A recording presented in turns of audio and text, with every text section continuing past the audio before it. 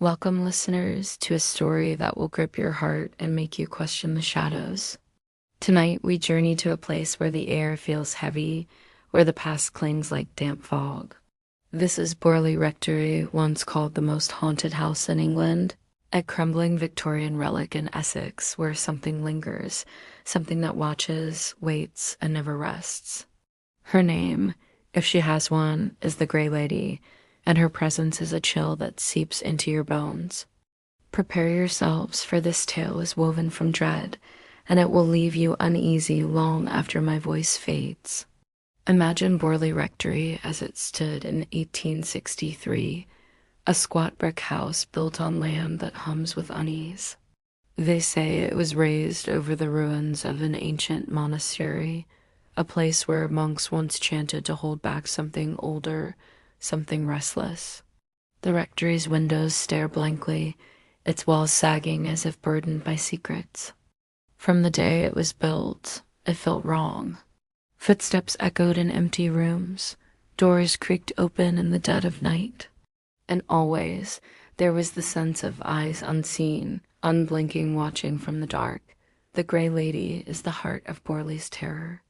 No one knows who she was. Some whisper she was a nun, sealed away long ago for a forbidden's love, her spirit trapped in sorrow. Others say she's no nun at all, but something ancient, wearing a nun's gray robes like a disguise. Whatever she is, she glides through the rectory's halls, her tattered veil hiding a face that no one sees clearly. Where she passes, the air turns cold, the light dims, and the world feels fragile, as if it might unravel. Let's step into 1929, when the Smith family moved into Borley, hoping for a quiet life. They were mistaken. On their first night, Mrs. Smith woke to a sound like nails scraping the walls, slow, deliberate, as if something wanted her attention. It wasn't just noise, she later said. It was like the house was speaking. She lit a candle, her breath visible in the warm summer air, and saw her bedroom door inch open. There, in the hallway, stood the Grey Lady. Her veil shimmered like mist, and beneath it, a darkness seemed to swallow the light. Mrs. Smith's voice caught in her throat, and the figure vanished, but the house never felt safe again. The Smiths didn't stay long, but the Grey Lady's hold only grew stronger. The next family, the Foysters, faced things that defy explanation. Marianne Foyster kept a diary, and its words paint a picture of growing fear. She read of whispers in an old language, drifting up from the cellar like a chant no one could place. Objects moved on their own books, sliding off shelves. Candlesticks toppling, even a child's doll found halfway across a room. And always, the Grey Lady appeared without warning. One night, Marianne woke to find the spirit by her bed, its veiled face inches away. It was like she was breathing, Marianne wrote, but it wasn't air. It was anger. Can you feel it, listeners?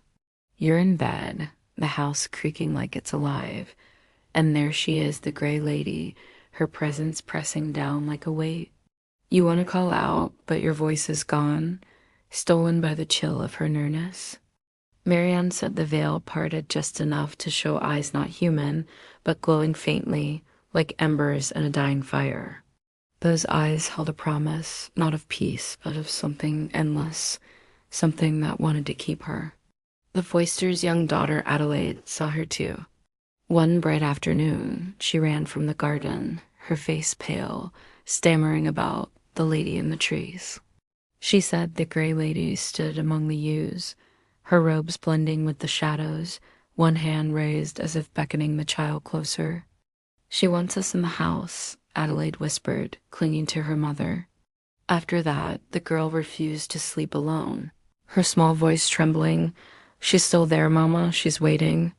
The family left soon after, but not before Marianne found words scratched into the nursery wall. You will stay.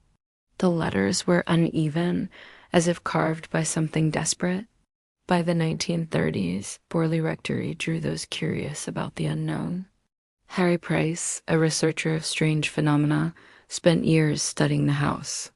His stories are unsettling. He spoke of bells ringing in the night, though their ropes hung still. He heard footsteps pacing the blue room, a place so cold that frost formed on summer mornings. And he saw the Gray Lady himself in 1937 on a night with no moon. She stood at the corridor's end, he said, her form flickering like a broken image. I called out, asking who she was, but she turned, and the air filled with the sound of wail that felt like it came from inside me. Price's team faced other strangeness. Clocks stopped without cause. Lanterns dimmed, their flames shrinking as if starved. One man, a doubter named Carter, scoffed up the tailies until he spent a night in the rectory's library. He emerged at dawn, his face ashen, his voice shaking. I saw her in the mirror, he said. The veil was gone, and her face, it wasn't right. Too many shadows, too many shapes.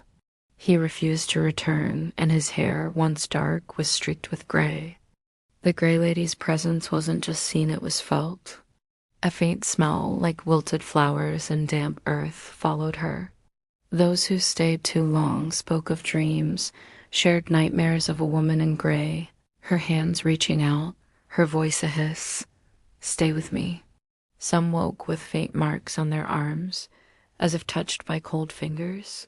A woman named Helen, who tried to speak with the spirit, fell into a trance, her body trembling. She spoke in a voice not her own. This house is mine. You belong here.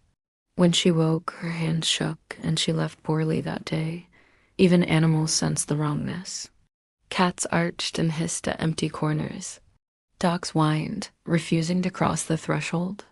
A groundskeeper's hound, a brave creature, ran into the house one day and was found hours later, still, its eyes wide with fear. No cause was found, but the blue room was icy, the walls damp with frost. The groundskeeper left, saying, "Something in there doesn't want us. It's waiting." By 1939, Borley Rectory stood empty, its name a warning. But the Gray Lady wasn't finished. One winter night, a fire consumed the house, reducing it to a charred skeleton. Those nearby swore they saw a figure in the flames, her gray robes untouched, her veiled face watching as the rectory fell. No one could explain the fire's cause, though some remembered the nursery's scratched words, "You will stay." Even in ruins, the land felt wrong. Machines sent to clear the site in 1944 stalled, their engines failing. Workers spoke of tools vanishing, replaced by cold air and faint whispers. Today, Borley Rectory is gone, its foundation lost to weeds. But the Gray Lady remains. Villagers avoid the site, especially at twilight, when the air grows thick and shadows twist. In 1997, a wanderer near the ruins saw her, a gray shape, gliding through the trees, her veil trailing like fog. His photographs showed only smears of light, but he swore he heard a voice. Stay. As recently as 2023, investigators recorded sounds their sobs, scratches, and a low chant in words no one could trace. Why does she linger, listeners? Is she a nun bound by a tragic past? Or something older, something that claimed the monastery's stones and now claims Borley's ruins? The Gray Lady doesn't answer. She watches, her presence a shadow that clings. If you ever pass that haunted ground in Essex, tread lightly. Don't linger. And if you feel a chill, if you smell wilted flowers or hear a whisper, leave. Because the Gray Lady is there, and she wants you to stay forever.